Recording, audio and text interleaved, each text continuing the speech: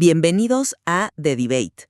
Hoy, hoy vamos a dirigir nuestra atención a la propuesta de reforma fiscal para 2026 aquí en México. Es un paquete de cambios legislativos que, bueno, si se aprueban, podrían tener implicaciones bastante significativas en el panorama tributario del país. Así es una iniciativa, pues sí, ambiciosa. Modifica piezas clave de nuestra legislación, como el Código Fiscal de la Federación, el CFF que todos conocemos, la Ley Federal de Derechos, la LFD, la Ley del IEPS, claro, y la propia Ley de Ingresos de la Federación, la LIF. Sin duda un tema con muchos ángulos para analizar. Precisamente, la cuestión central que nos ocupa hoy es, digamos, evaluar el balance de esta propuesta, ¿no? O sea, qué ventajas claras ofrece. Y por otro lado, qué desventajas o preocupaciones suscita. ¿Estamos realmente ante una modernización que es necesaria y beneficiosa? ¿O más bien frente a un conjunto de medidas que podrían terminar siendo una carga excesiva o quizás inequitativa? Vamos a analizar esto basándonos, eso sí, únicamente en los documentos oficiales de la iniciativa. Mira, desde mi perspectiva, aunque los objetivos puedan sonar bien, puedan ser válidos, sí existen serias preocupaciones, sobre todo por la carga adicional que podría caer sobre los contribuyentes, la complejidad que es inherente a varias de las nuevas disposiciones, la posible falta de equidad en ciertos gravámenes que se proponen y los desafíos prácticos, que no son menores, para implementarla de forma efectiva. Por mi parte, yo argumentaré que esta reforma representa un esfuerzo necesario y bien orientado, creo yo, para modernizar nuestro sistema fiscal, mejorar la eficiencia en la recaudación, combatir más decididamente la evasión y también simplificar ciertas obligaciones, sobre todo para los pequeños contribuyentes. Considero que estas medidas sí se alinean con objetivos de bienestar social, como se menciona en la exposición de motivos de la LIF, bajo este concepto de humanismo mexicano, ¿no? Entendido aquí como, pues, un enfoque que busca priorizar el bienestar colectivo y la redistribución. Bien, pues, entremos entonces a examinar los puntos clave. Yo considero que esta propuesta de reforma para 2026 es fundamental. Fundamental para fortalecer las finanzas públicas y sobre todo para adaptarlas a la realidad económica actual. Una realidad marcada, pues, por la digitalización, por nuevas formas de negocio. Vemos, por ejemplo, un endurecimiento necesario contra la emisión de comprobantes fiscales, esos que amparan operaciones inexistentes o simuladas. La modificación que se propone al artículo 29A, fracción 9 del CFF, busca justamente precisar qué se entiende por estos comprobantes falsos y así atacar esquemas agresivos de evasión. Es un paso, yo diría, crucial para asegurar que la base gravable refleja la economía real. Entiendo la intención, claro, la de combatir la simulación, pero permíteme ofrecer una visión un poco distinta. Justamente esas medidas, como las facultades ampliadas para suspender o incluso cancelar el RFC, el Registro Federal de Contribuyentes, que están contempladas en el artículo 27 del CFF, generan una fuerte inquietud. Vincular la suspensión a supuestos como no haber presentado declaraciones o no haber sido localizado, pues podría afectar gravemente a contribuyentes cumplidos, ¿no? Que a lo mejor enfrentan dificultades temporales o errores administrativos o simplemente pausas en su actividad económica. La carga de probar la existencia o la veracidad de las operaciones, que además se refuerza en ese artículo 29A que mencionas, recae de manera, pues, abrumadora en el contribuyente, y eso incrementa su vulnerabilidad frente a interpretaciones muy rigurosas por parte de la autoridad. ¿No se está abriendo ahí la puerta a una discrecionalidad, pues, potencialmente peligrosa? Es una preocupación válida. La de la seguridad jurídica sí, pero la autoridad necesita herramientas efectivas. Herramientas para depurar el padrón de contribuyentes y evitar que esos RFCs inactivos se usen para fines ilícitos. La propuesta busca establecer criterios más objetivos basados en la falta de interacción fiscal, declaraciones, avisos, etc. Además, mira, la reforma no solo endurece controles, también busca simplificar. Un ejemplo muy claro es el régimen simplificado de confianza, el RECICO. Se propone eliminar la obligación de presentar la declaración anual para personas físicas en este régimen. Esto según se desprende de la iniciativa respecto a los artículos 113E, F y G de la ley del ISR. Esto aliviaría de verdad significativamente la carga administrativa para muchísimos pequeños contribuyentes. Los dejaría con pagos mensuales definitivos. Y a esto se suma una propuesta relevante en el artículo 25 de la LIF. Una extensión de hasta 900,000 pesos anuales para contribuyentes del RECICO que se dediquen exclusivamente a actividades primarias. Son medidas concretas de facilitación. Esa simplificación para Recico sí suena positiva en apariencia, pero podría tener complejidades que no son tan evidentes en la práctica, ¿eh? Además, la exención de 900,000 pesos para el sector primario, aunque suene generosa, ¿es realmente suficiente o adecuada si consideramos las particularidades y los ciclos de este sector tan importante? A menudo, fíjate, la simplificación en un área viene acompañada de nuevas complejidades en otras. Y aquí vemos la introducción de nuevos gravámenes o el aumento de tasas que generan serias dudas sobre su equidad y su viabilidad. Por ejemplo, la propuesta de aplicar el IEPS a bebidas con edulcorantes, incluida en el artículo 2 de la LIEPS, ¿no podría tener esto efectos regresivos, impactando más a quienes tienen menos recursos y buscan alternativas al azúcar? ¿Y qué decir de la idea de gravar videojuegos catalogados como violentos, según una definición en el artículo 3, fracción XXXV de la misma LIEPS? O los juegos en línea ofrecidos desde el extranjero, en el artículo 2, 2b de la LIES. Estos plantean retos enormes de definición objetiva, de implementación práctica, de fiscalización efectiva. ¿Se tiene la certeza de que la recaudación que esperan se va a materializar? Y más importante aún, de que se destinará a mitigar los supuestos problemas sociales que buscan atender? Entiendo las dudas sobre la implementación, claro, pero la lógica detrás de esos gravámenes es sólida.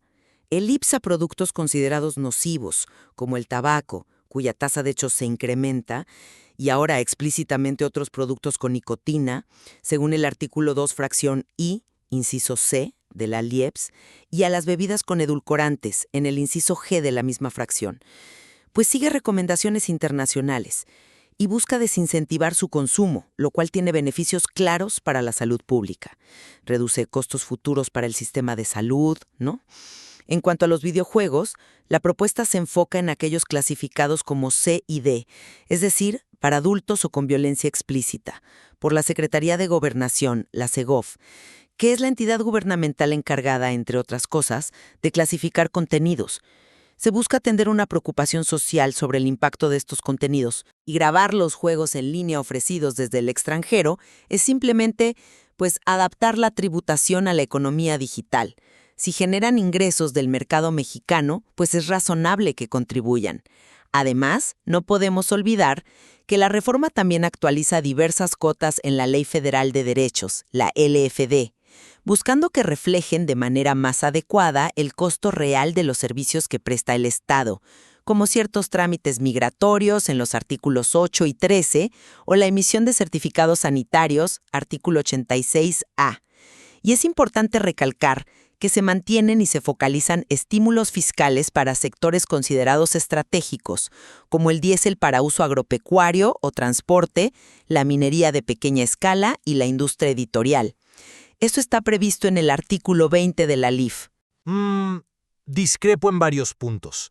La justificación de cubrir costos para los aumentos en la LFD sí suena razonable en teoría, pero en la práctica puede traducirse en barreras económicas significativas. Pienso en los aumentos propuestos para derechos de residencia temporal y permanente, en el artículo 8 de la LFD, o en servicios como la verificación aeronáutica, artículo 155. Respecto a los nuevos IEPs, insisto en la complejidad. La clasificación de videojuegos por parte de Segovia, aunque use categorías existentes, sigue siendo susceptible a interpretaciones y debates sobre qué constituye exactamente violencia y cuál es su impacto real. La fiscalización de esto, y especialmente la de los juegos ofrecidos por plataformas extranjeras, cuya regulación se detalla en los artículos 18b y 20a de la LIEPS, representa un desafío técnico y administrativo formidable. ¿Tenemos realmente la capacidad instalada para hacerlo efectivamente? Y volviendo a las bebidas con edulcorantes, Aunque se citen riesgos para la salud, la medida fiscal podría castigar desproporcionadamente a poblaciones de bajos ingresos. Por otro lado, la carga administrativa general, pues parece incrementarse.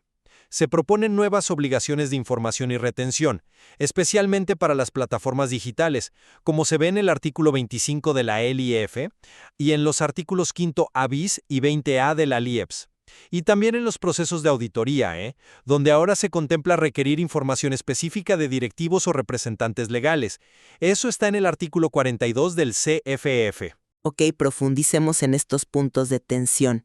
Primero, el equilibrio entre endurecer controles y la seguridad jurídica del contribuyente.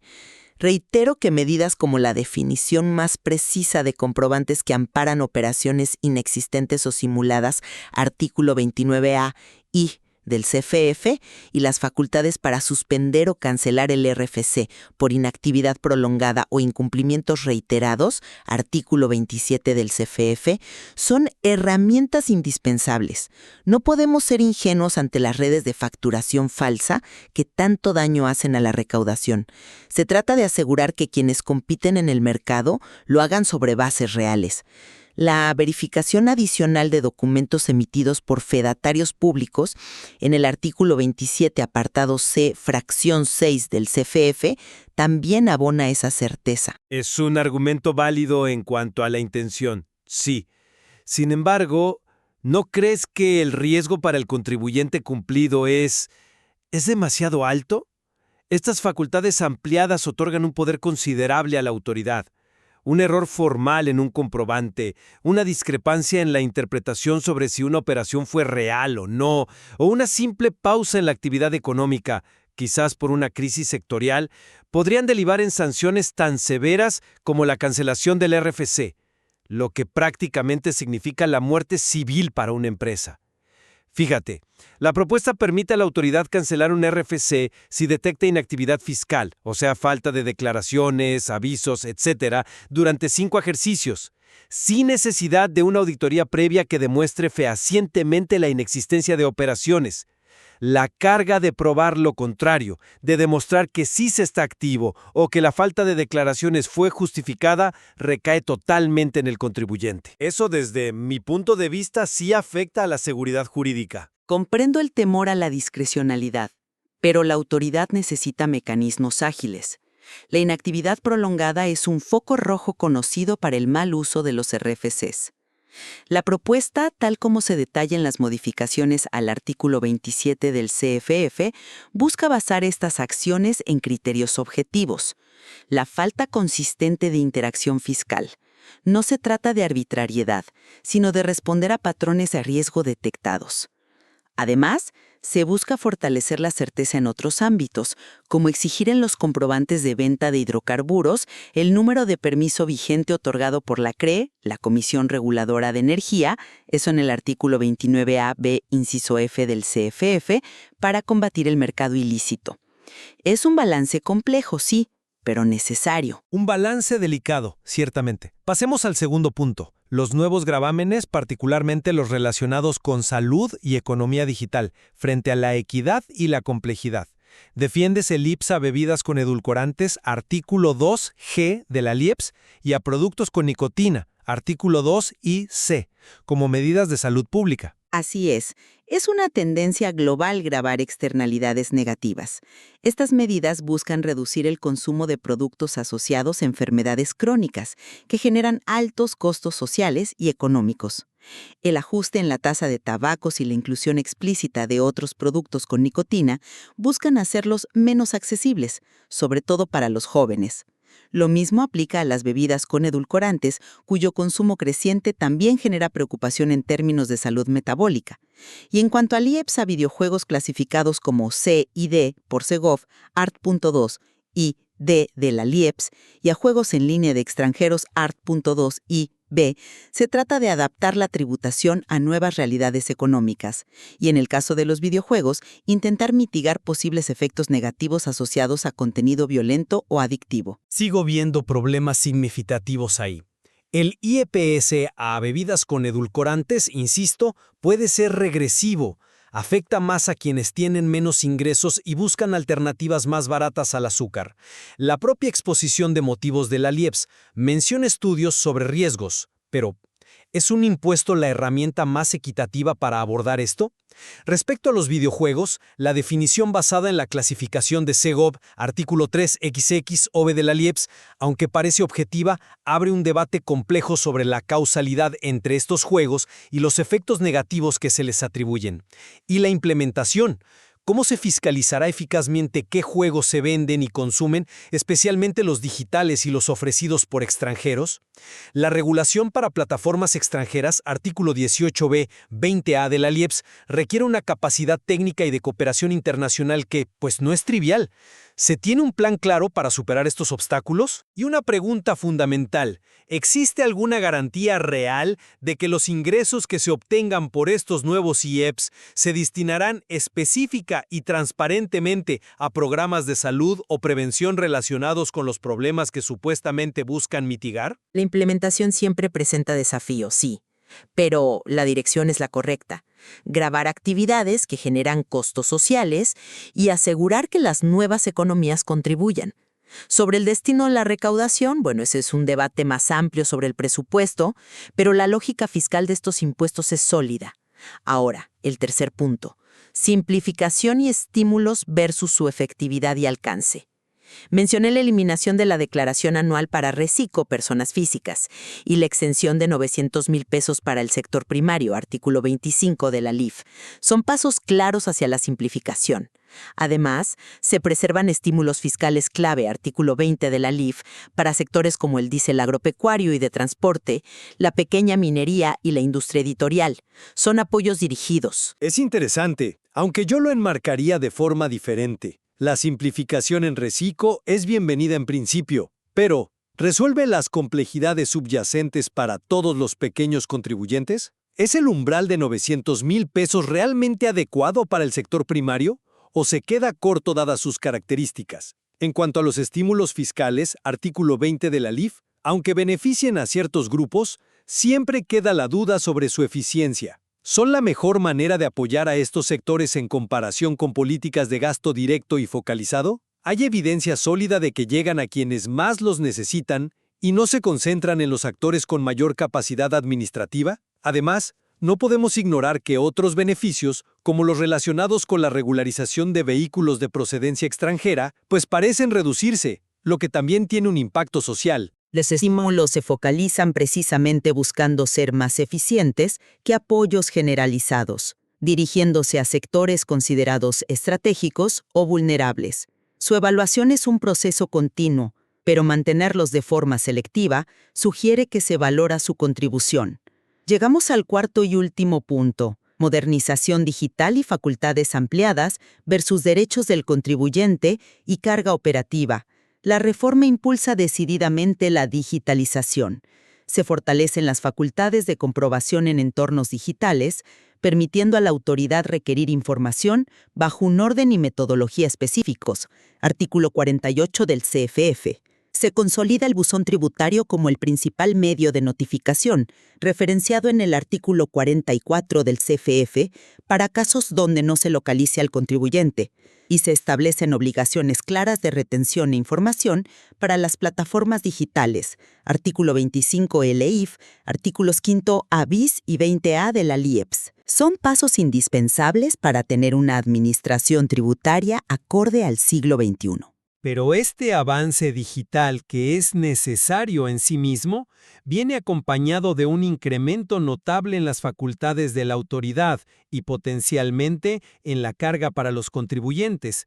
La posibilidad de requerir información específica de directivos o representantes legales durante las auditorías, artículo 42 del CFF, aunque se presente como un derecho del contribuyente a ser informado, puede percibirse como invasivo y sin duda genera una carga operativa adicional, sobre todo para las pymes, las pequeñas y medianas empresas.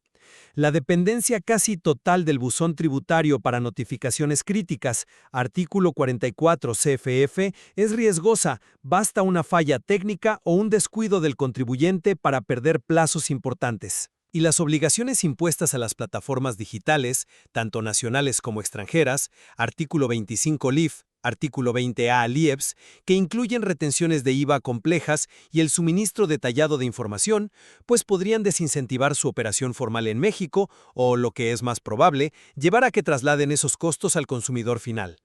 Además, la amenaza de bloquear temporalmente el acceso a plataformas extranjeras incumplidas, artículo 20A LIEPS, es una medida extrema con posibles repercusiones económicas. Las plataformas digitales son parte fundamental de la economía actual y deben asumir responsabilidades fiscales como cualquier otra empresa.